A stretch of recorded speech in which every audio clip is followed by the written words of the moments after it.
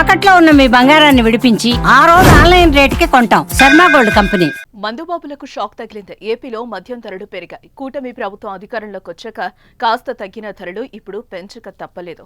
మద్యం షాపుల అమ్మకందారులకు మార్జిన్ పెంచిన నేపథ్యంలో ధరలను కూడా పెంచాల్సి వచ్చింది. పెరిగిన ధరలు ఎలా ఉన్నాయి, ఎంత మేర పెరిగాయి, ఇప్పుడు తెలుసుకుందాం.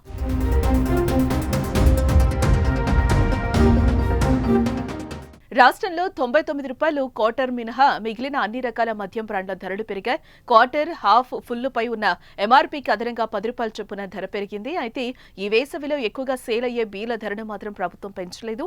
ప్రస్తుతం బీలను ఏ ధరకు విక్రయిస్తున్నారో అదే ధరకు అమ్మనున్నారు. వాటిలో ఎటువంటి మార్పు అయితే లేదు. క్వార్టర్, హాఫ్, ఫుల్ పై పెంచిన ధరలు మాత్రం తక్షణమే అమల్లోకి వచ్చాయి. ఇప్పటికే గోడౌన్లలో ఉన్న, రవాణాలో ఉన్న మద్యానికి కూడా ఈ పెంపు వర్తిస్తుందని ఎక్సైజ్ శాఖ ఉత్తర్వులను జారీ చేసింది.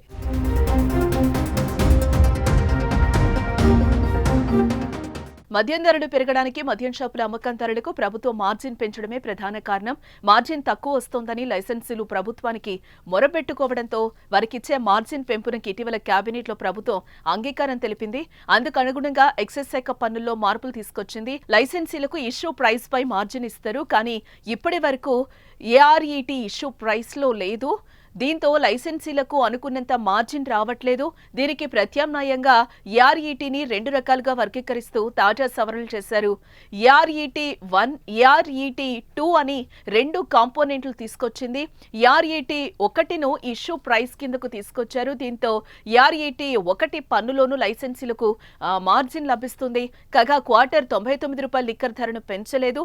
అవి మినహా అన్ని రకాల లిక్కర్ బ్రాండ్లపై లైసెన్సీలకు ఏఆర్ఈటీ 1లో మార్జిన్ లభిస్తుంది. దీంతో బ్రాండ్ల బాటిళ్లపై 10 రూపాయలు పెరిగింది.